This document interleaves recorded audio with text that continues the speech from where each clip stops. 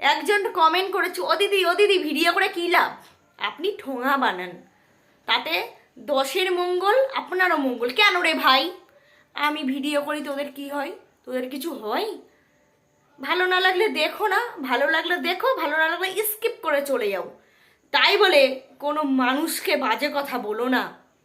এই যারা যারা ভিডিও বানায়, আমি সবাইকে নিয়ে কথাটা বলতে চাই।